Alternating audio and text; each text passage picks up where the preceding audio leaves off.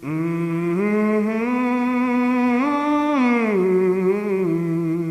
there and welcome back. Right, so I'm going in for a second attempt at making me some tasty biltong. The first attempt was great, everyone loved it, it's nearly all gone. However, I wasn't happy with the flavour. I feel like it was over seasoned, over marinated.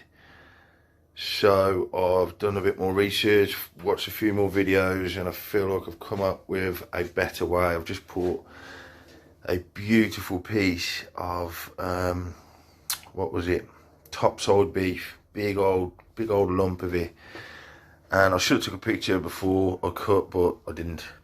And I've sliced it into these steaks, about an inch thick or so, and yeah, I've salted the inside of this tray, put more salt over the top.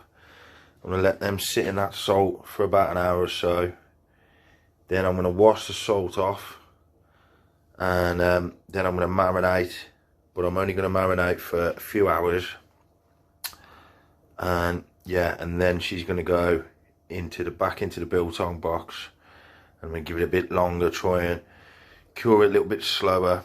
But this is gorgeous meat. I went down to Goff's Butchers, I think it is, in Stourport on 7. Beautiful piece of topside beef. Look at that. Absolutely gorgeous. Lovely marbling. We've got the fat on for this one. This is going to make absolutely gorgeous biltong. I'll keep you posted. Cheers. Right, I'm ready to make the marinade now for the beef. I've salted it, it's in the fridge sitting. The salt is just apparently just to start the curing process, just to start drying it out, but I'm not going to leave that salt on. That was the mistake I made in the last batch. So for this one I'm going to wash the salt off using a little bit of the marinade. Then I'm going to put it into the marinade for a few hours, not too long. I left it overnight last time. And I've researched into better marinade recipes, so I'm trying out this one.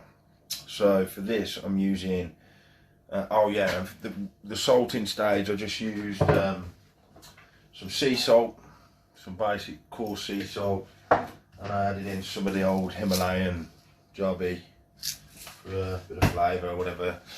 And for this I'm using organic apple cider vinegar. This is the bottle, here it is. I've got 1 glass of that, and I put 2 glasses of water, and then a tablespoon of Worcestershire sauce.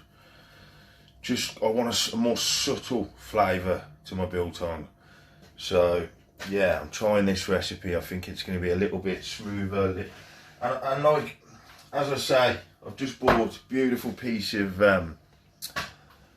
topside beef. Really beautiful piece of beef, so I want to complement it. I don't want to just run all over the flavour. The last one I used some rump steak, and it's beautiful meat, but the flavour was just overtaken by too much marinade. So hopefully this should be a little bit more subtle. Yes!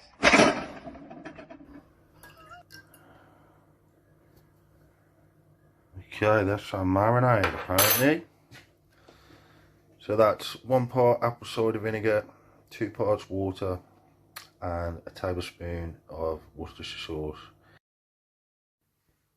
Hello. So, right, we're at that point. The meat's been marinating for about 3-4 hours, I believe.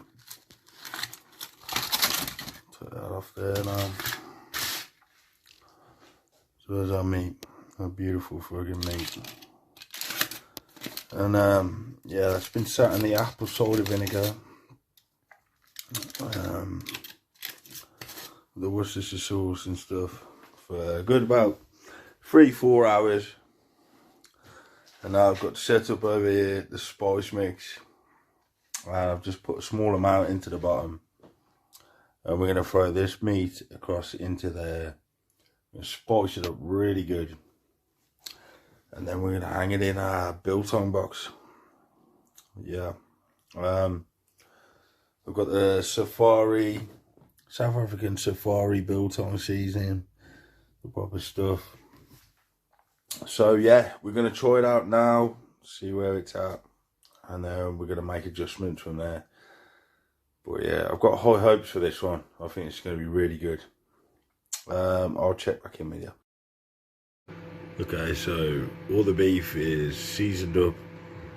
Oh, it's hanging in the biltong box now. We've got a lot of beef in there now. It's good, thick, quality fucking beef. And yeah, we're gonna see how it goes.